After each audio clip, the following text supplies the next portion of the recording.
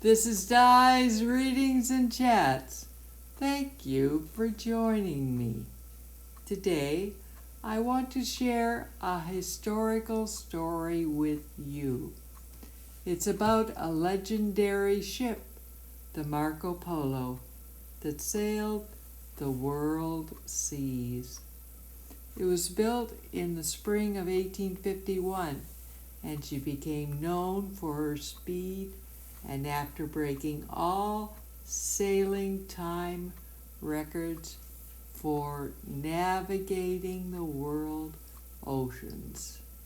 In July 1883, in a horrendous hurricane, she sank off the shores of Cavendish, Prince Edward Island, Canada. Lucy Maud Montgomery, the author of Anne of Green Gables, wrote a short story entitled The Wreck of the Marco Polo. The legend of the Marco Polo, pride of all New Brunswick, began in the spring of 1851 along the banks of Marsh Creek in St. John, New Brunswick, Canada. James Smith's shipyard thrummed with activity.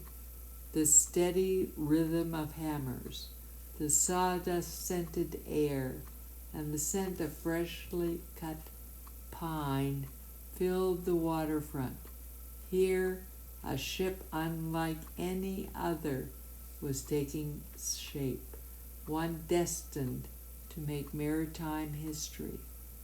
The shipyard was alive with skilled hands from across the region, local New Brunswick shipwrights shaping timbers with adze, Scottish and Irish carpenters crafting cabins and fittings, and apprentices from England and the maritime provinces hauling planks, wedges, and tools.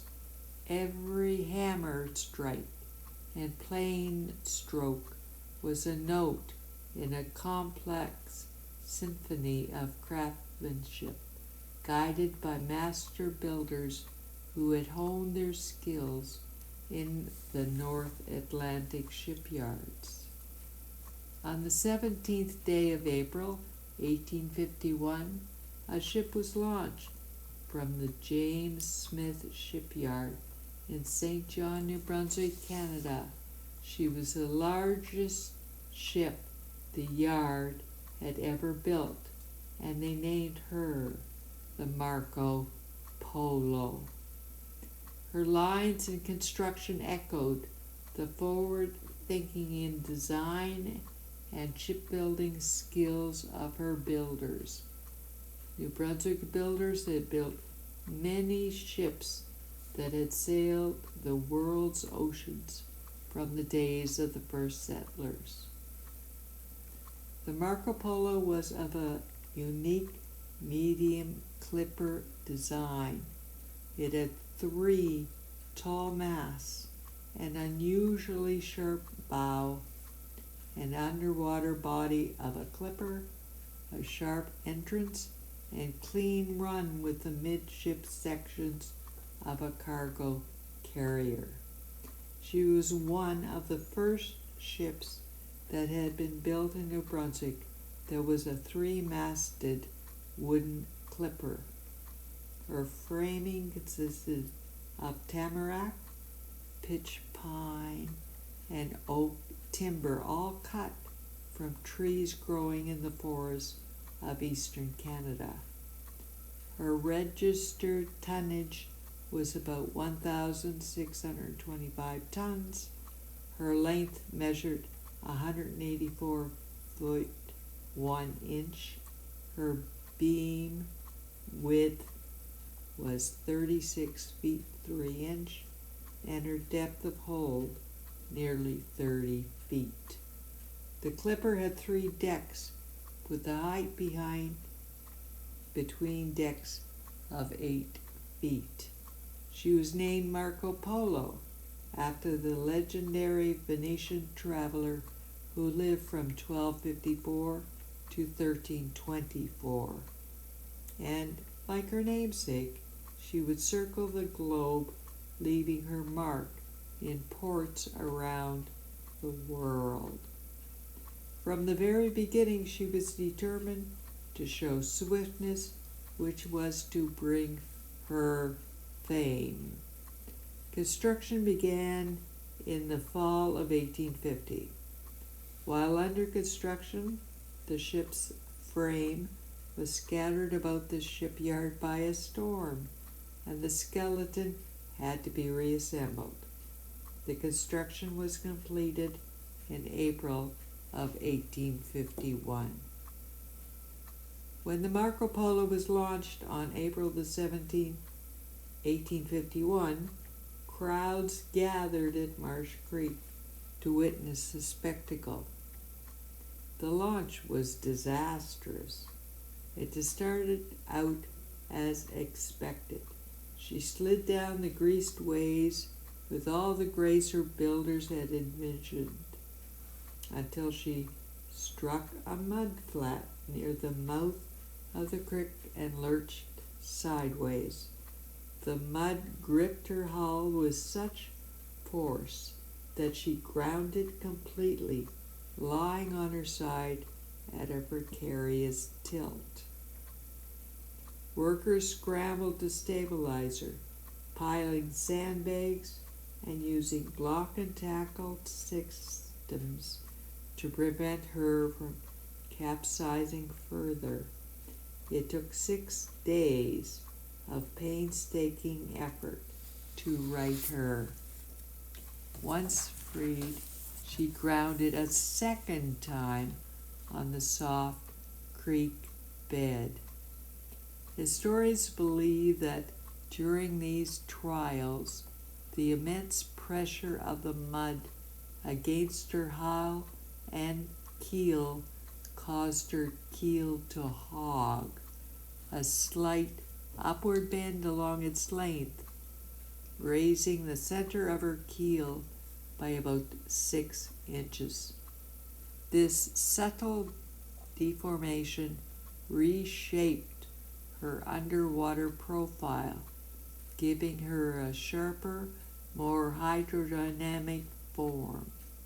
Sailors later reported that she cut through the water with remarkable ease, accelerating faster and maintaining higher speeds than other clippers of her size. The hogging may have reduced drag and improved the angle at which the bow met the waves, allowing her to slice through the sea with unmatched efficiency. A serpentitious accident that turned the Marco Polo into one of the fastest ships of her era. The ship was square-rigged and fitted with a roller reefing system that allowed the sails to be reefed from the deck rather than by sending sailors aloft. Once repaired and fitted out, she began her working life crossing the Atlantic Ocean. Her maiden voyage from St. John, New Brunswick, across the North Atlantic Ocean to Liverpool, England, took just 15 days, a remarkable feat for that era. Her cargo was fine New Brunswick timber, and she was under the command of Captain William Thomas of St. John, New Brunswick. She continued to ply the Atlantic, this time under the command of Captain Amos Crosby from Yarmouth, Nova Scotia, carrying cotton from Mobile, Alabama to Liverpool, England.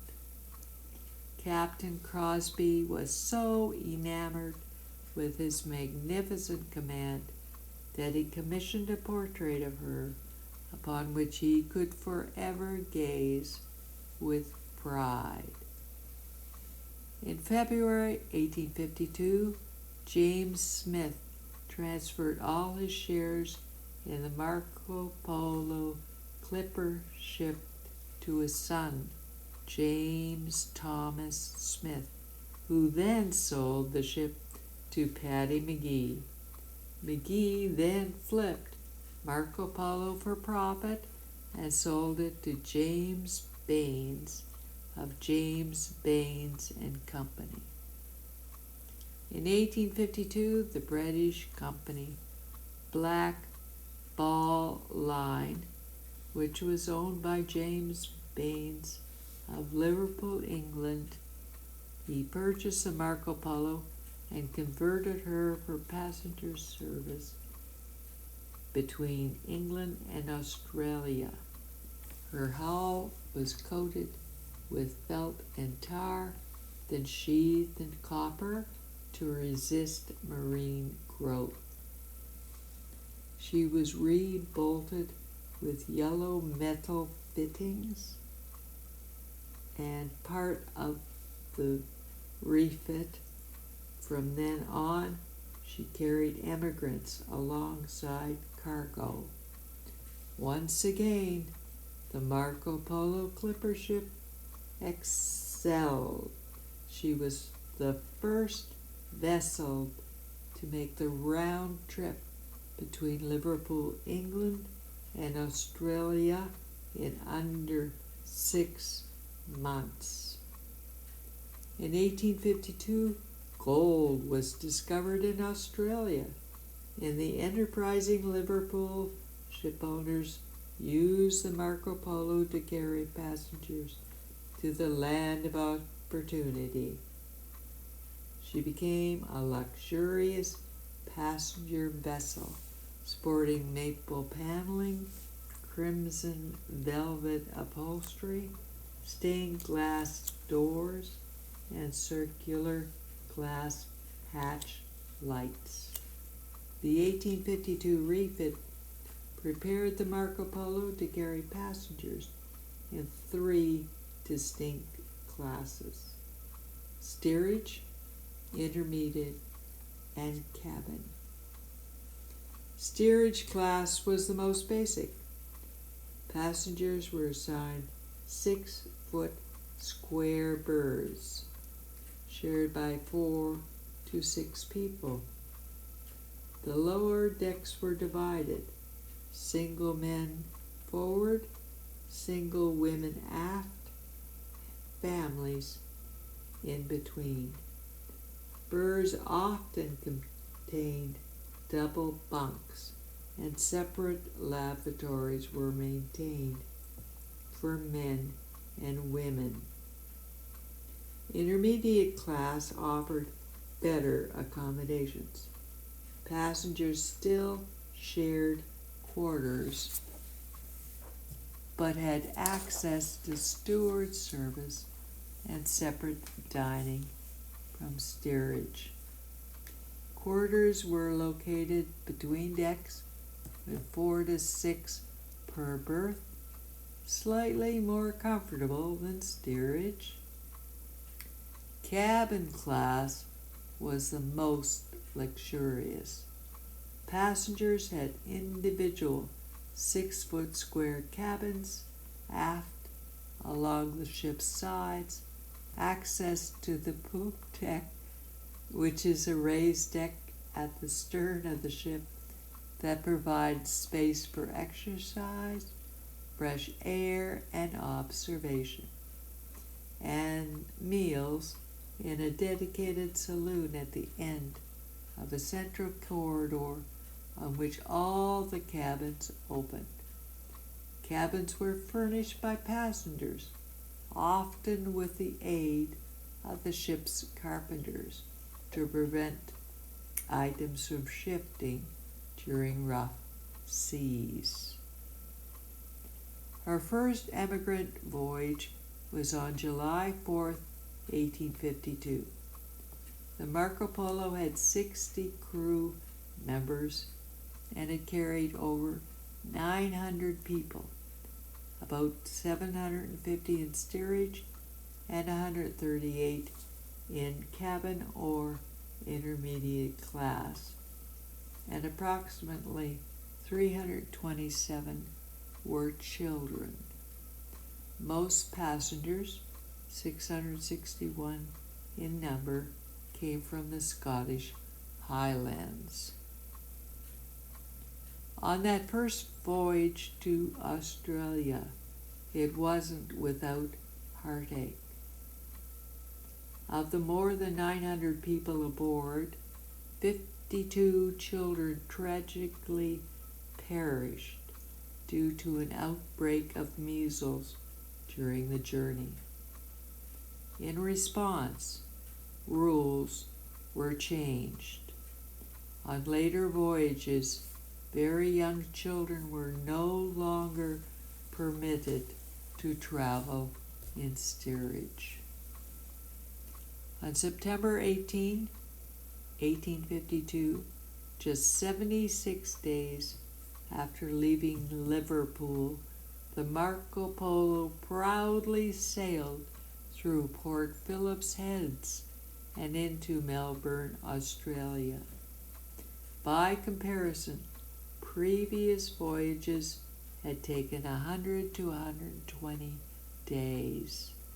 Marco Polo had covered 1,344 miles in 4 days, her best day's run being 364 miles. Her navigational route took her from Australia to the south of New Zealand, across the Southern Ocean to Cape Horn, South America, and then she headed northward up through the South and North Atlantic Oceans and into the Irish Sea to the River Mersey. As she sailed into port on the 26th December 1852, there was a canvas banner snapping in the breeze. On it, painted in bold letters for all of Liverpool to see, was the proclamation, "Fastest ship in the world." The Marco Polo was the first ship to circumvent the world in less than 6 months. It took 5 months and 21 days to go from Australia to Liverpool, England. Never before. Thousands of people came to see this New Brunswick-built ship as she lay in the dock, to stare with wonder at her towering mass and massive hull.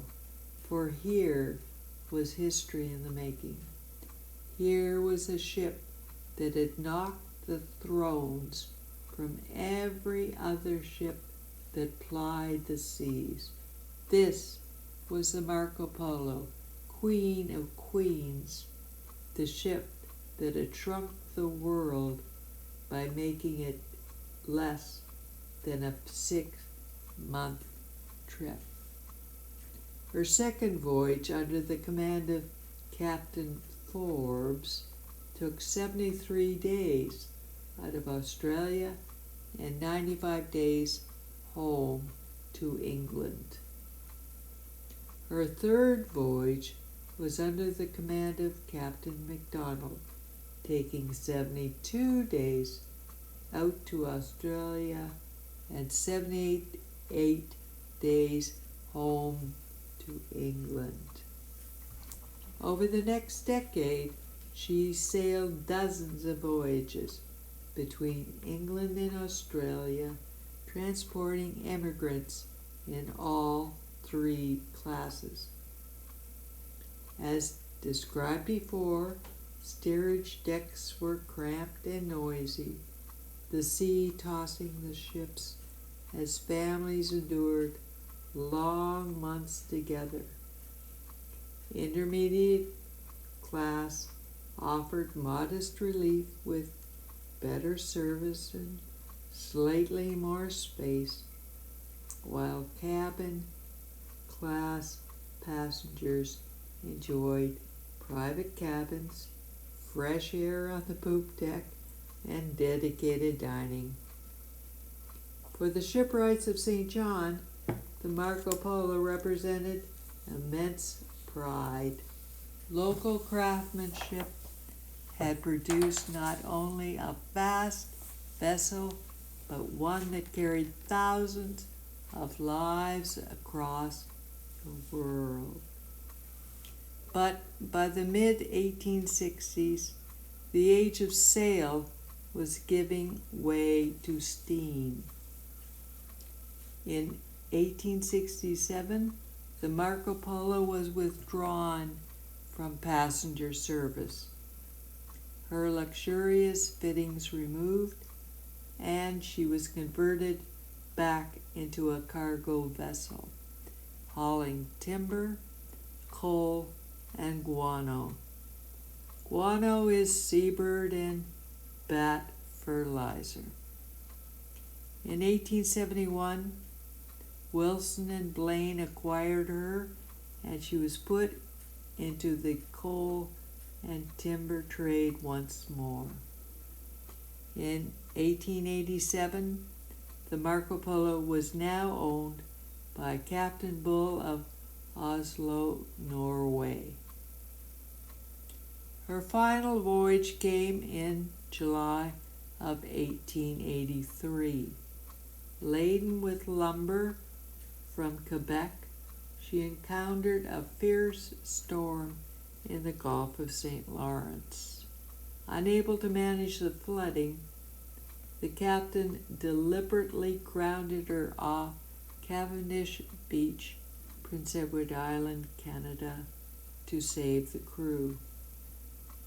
Her masts were cut away, and over the following month of July, the vessel, known as the Queen of the Seas by then, broke apart and sank.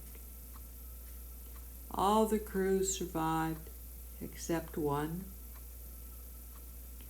They made Prince Edward Island their temporary home. Among the spectators that day was a 15-year-old young girl living nearby, Lucy Maud Montgomery, who had lived with her parents in Cavendish from the age of 2.